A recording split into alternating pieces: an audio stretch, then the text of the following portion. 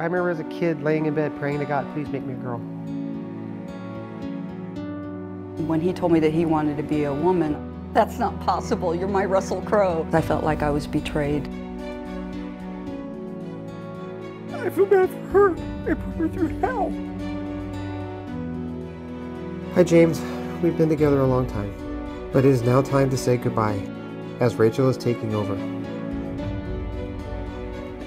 So it's been how many weeks since your surgery? Well, it was on the 4th, so it's 3 weeks. 3 weeks. 1 to 10, what level of pain and discomfort are you at now? Probably about a 5. Uh-huh. It's not as bad as what it was in Montreal. In Montreal, I could not sit down. I spent most of my time standing up eating. Right. But now, yeah, now I can sit. We have to sit. I sit on one of those little blow-up inflatable donuts, but you know, it helps. When you first woke up from the surgery, was it like, hey, it's finally done. I finally have this last step behind me, or was it more just like, ooh, I'm kind of in pain? No pain. They had us on so many different types of drugs. I remember them wheeling us out of the room, and I remember them picking us up and sliding us off the gurney onto the bed. But no, it's just still kind of out of it, and everything was numb from the waist down after the surgery. So it took a while. It didn't really kick in until they finally pulled out the catheter and all the packing came out, and I could actually see myself for the first time. Yeah. That's when it hit. And what was that moment like? It was amazing to finally see what I should have been. It was like when they pulled out all the gauze off it, and the girl hands me the mirror, and she says, "Here's the mirror. You want to see it?" I'm like, "Yeah, give me the mirror." And I was in tears because it was like, wow, I finally got to see who I should have been a long time ago. I have to tell you, and oftentimes I am changed in some way by a story, but I've never gone through a story with someone where my eyes have been opened wider than they've been with you, where I feel I have a better understanding, a better appreciation of someone's predicament, of someone's plight. And I hope that all of you tonight will join us at 10, and maybe you'll come away changed, or hopefully have a better understanding of what people in the transgender community go through. Because I'll be honest with you, when I would see people who were transgender before I got to know you on a personal level, and we became friendly, yes. And then I followed you on this journey, and I thank you for that. Oh, that's awesome. I always thought I had compassion for them, yes. But I thought that people who were transgender were just confused. Yeah. But it's so much more than that. It is, and I've helped a lot of people. I mean, being in the appliance business and meeting people for the first time, and it's like, I've never met anybody who's transgender. Can I ask you a question? I'm like, I'm an open book. What do you want to know? And they're like, oh my God, you're going to answer all my questions? I'm like, yes, personal, whatever. I didn't care. You know, if I can help one person, then I did my job. And where did you get the strength to be that open? Because, look, you know, from living your life, and for roughly 45 years, because you said you knew from the time you were about 5, yeah. The strange looks, the hateful comments. Oh, yeah. Where did you get the strength to be so open and honest about who you are and what you are? It was tough. I mean, when I first started transitioning and my hair was growing out, people would stare at me in the grocery store. I would stare right back at them. You know, I wasn't going to let people win. I've hidden my whole life, and I wasn't going to hide no more. And if you're going to look at me or you're going to say something to me, then I'm going to confront you. And, you know, luckily I had the strength to do that. And everybody that's met me says, well, you have this energy about you. You have this something that just draws people to you. You do. And you know, and I get that in my business. People just they just love me. They want to be around me. They want to listen to me. My doctor's the same way. I've helped other doctors, and I said, well, why'd you pick me to be one that speaks? And she goes, because I could listen to you talk all day. She goes, you've enlightened a lot of people and helped a lot of people. And I go, that's what I'm here for. And yet, I know statistically that being transgender can be a very lonely, dark place to live. It is. There's a lot of girls out there that families don't want nothing to do with them. I'm lucky I have my brother, I have my daughter, I have my daughter's mom, and I have a lot of friends. Some people don't have that, you know, and they get into drugs and they get into bad stuff, and I've seen it happen, and it's scary. So I'm lucky where I'm at, but I've had to be careful and get where I'm at. I had to do things gradually. I couldn't just come out and say, hey, guess what, I'm trans. I started growing my hair out, slowly doing things. I didn't want to just throw it on people, and that's what people expect is, oh, hey, I'm trans. You need to respect me and everything. No, because I've always known. You just found out. You cannot expect somebody to accept you right away. It's a process. Look, I'd like to think I'm a pretty evolved person, and I think that, and I hope and pray that in 2019 we're all a little more evolved and open and accepting of everyone. Yeah. But the truth is we're not. We're not, but we're getting there. It's much better now than it was 10 years ago, even 5 years ago. It's so much better now.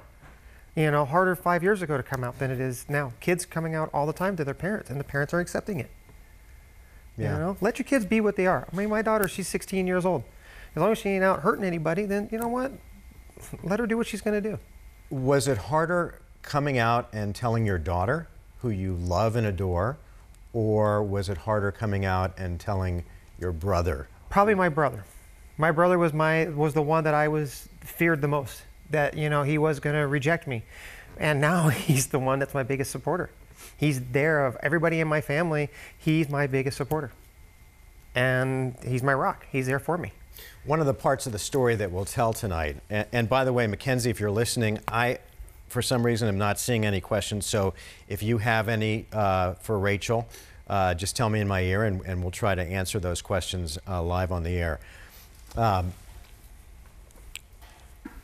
I am amazed at how lonely it can be.